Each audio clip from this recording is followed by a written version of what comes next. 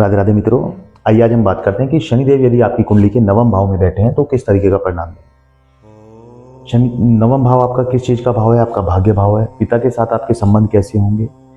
गलत कार्य यदि आपने किया तो क्या होगा? मित्रों से सावधान रहें और घमंड बिल्कुल ना करें।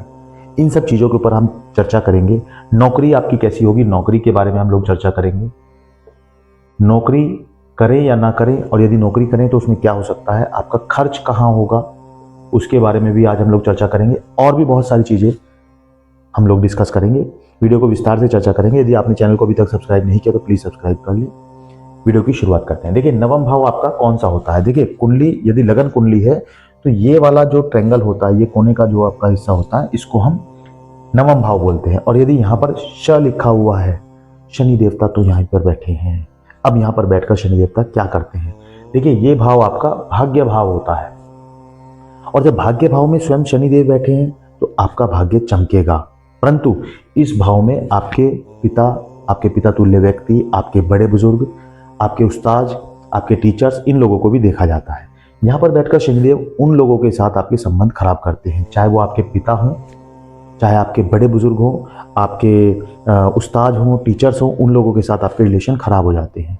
परंतु यदि आप अपने अहम को त्याग कर उन लोगों के साथ उनकी बातचीत को सुनते हैं, उन्हें समझने की कोशिश करते हैं, तो निश्चित रूप से शनिदेव आपको सफलता की ओर ले जाते हैं।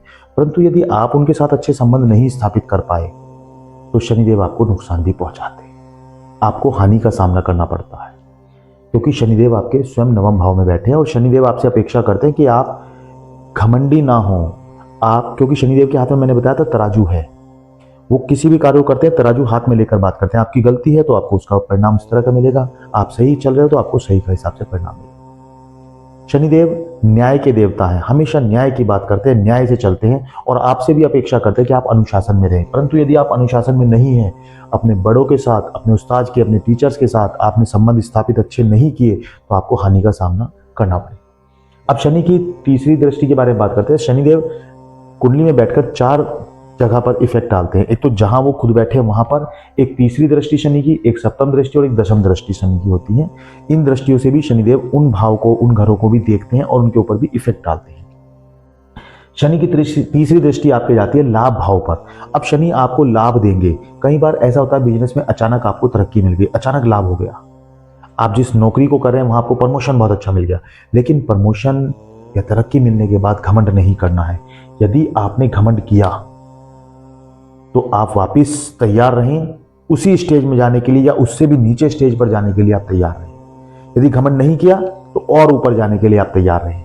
शनिदेव हैं, आपको न्याय से ही आगे बढ़ाएंगे। आपसे अपेक्षा करते हैं आप घमंड ना करें, ईमानदारी से काम करें, मेहनत के साथ कार्य करें और आगे बढ़ते रहें। अब यहां पर बैठकर शनिदेव आपसे और क्या अपेक्षा करते हैं, क्योंकि शनिदेव की तीसरी दृष्टि आपके लाभ भाव पर है, तो शनिदेव आपको लाभ तो निश्चित रूप से पहुंचाएंगे। आपको थोड़ा सा ध्यान रखना है, संयम के साथ चलना है, अनुशासन के साथ चलना है, घमंड नहीं करना है। अब आपके शनिदेव की दृष्टि आती है, सप्तम दृष्टि आपके तीसरे यानी पराक्रम भाव पर शनि की दृष्टि आती है। पराक्रम भाव में शनि जब दृष्टि डालते हैं तो आपको पराक्रमी बनाते हैं, समाज में आपको अच्छा सम्मान दिलाते हैं, मान सम्मान लोग आपका करेंगे, आप पराक्रमी होंगे, किसी से बात करने से नहीं डरेंगे, आप आगे बढ़ जाएंगे।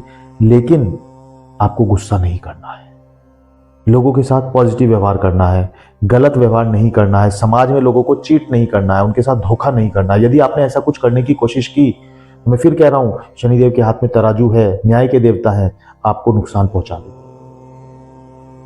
यहां पर बैठकर शनिदेव आपके दशम भाव को भी देखते हैं। दशम भाव आपका रोग ऋण शत्रु का भाव होता है।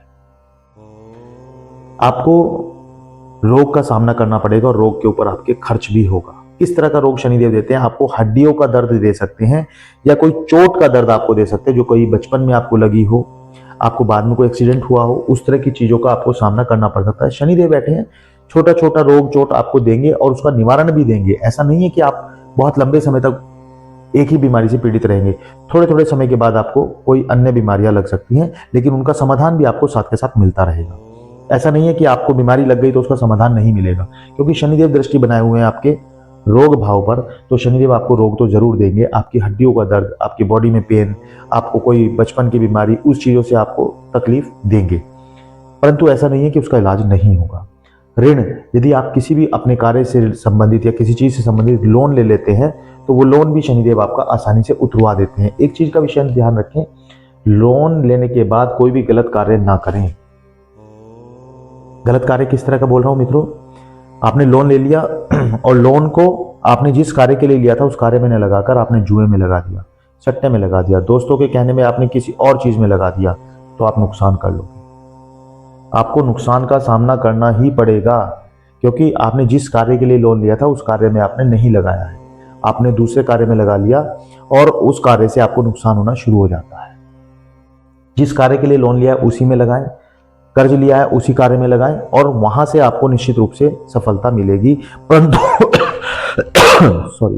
परंतु ध्यान रखने की जरूरत है, आपको उस कर्ज को जो आपने लिया है उसको देने के भाव का भी रखना है। ये भी सोचना है कि मुझे देना है, ये नहीं कि आपने ले लिया और मुझे नहीं देना है। ये भाव यदि आपके मन में आए तो निश्चित रूप से आपको शनिदेव पटकनी देंगे और आप फिर परेशान रहना शुरू हो जाएंगे।